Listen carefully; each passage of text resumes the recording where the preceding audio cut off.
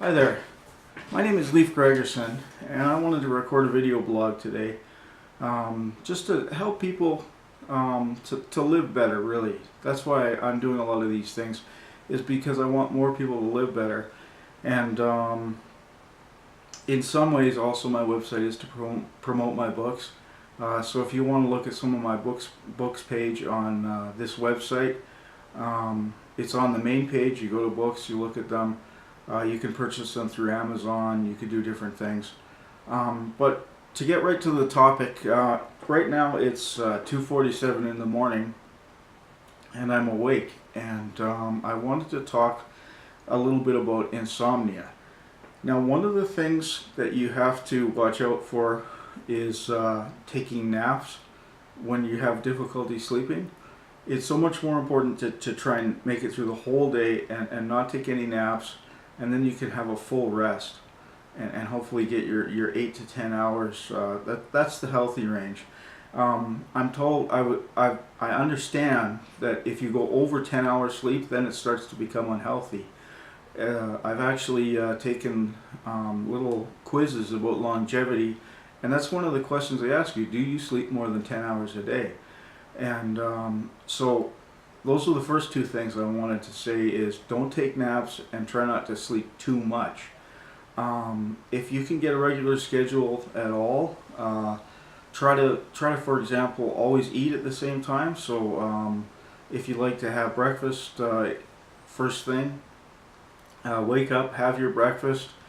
Try to make it, every day at 9 o'clock, 8 o'clock, 7 o'clock, whenever you get up and can function. And if you get a rhythm going, it's a lot better for you.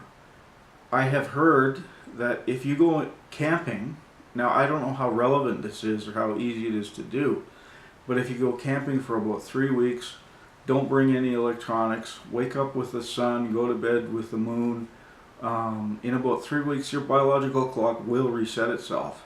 And if you can do this, then you're going to get a long way towards getting those good sleeps. There are other ways to get good sleeps. They can include things such as, one of the methods I like using in combination with other methods is a type of tea called sleepy time tea, and it's got chamomile and other flavors in it, peppermint, that sort of calm you down and soothe you and help you to get back in bed and get some rest. One of the greatest things I used to do when I was a kid, I haven't done it in quite a while because I don't keep milk around the house, is to heat up some milk in the pan or in the microwave, add a little sugar. Trust me, you'll want to add a little sugar because heated milk doesn't taste very good.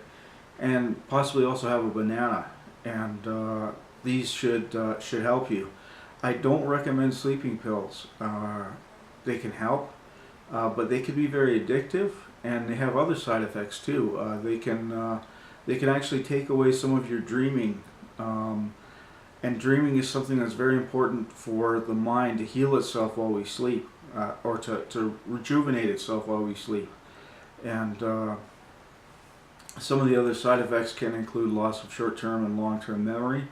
And so I feel it's really important to try and push yourself to not nap, to get through the day.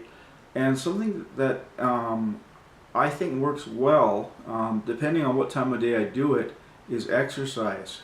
I find if I don't get enough exercise, I have that much harder time falling asleep.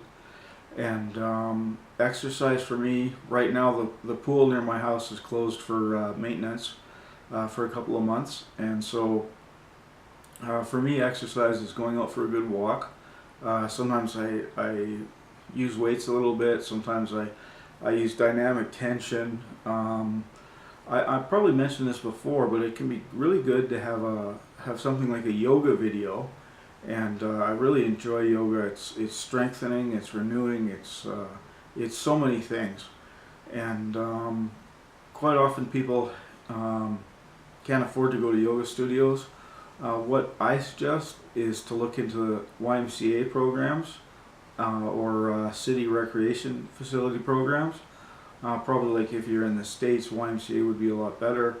If you're in Canada, maybe the city recreation programs would be better. But check into them and find out what you have access to as either a disabled adult or an adult on disability or a person with a low income, and make the most out of it. I guess another issue, and this is getting a little deep, is sometimes on psychological issues that you haven't dealt with can prevent you from sleeping. You may fall asleep and have a bad nightmare and wake up, and you might have things you need to talk out about. This can be possibly one of two things. If you have a mental illness, it could be that your medication needs to be adjusted. I know my mom had some very terrible nightmares before she passed away, and there were different ways they helped her deal with it. One of the things, she was actually given an antihistamine in her prescriptions, and this antihistamine took away her bad dreams. And but there's also counseling that you can go through, and if you go through counseling, you tend to soon feel a lot better and a lot stronger, and you'll find other parts of your life are improving, like the quality of your sleep and all that. So that's my video blog for today. I thank you for listening. As I said, check out the books page, look at my books. I've got some stories. I'm going to be posting probably a few more stories on the website, and I hope you're enjoying the Coping with Mental Health blog. Have a great day.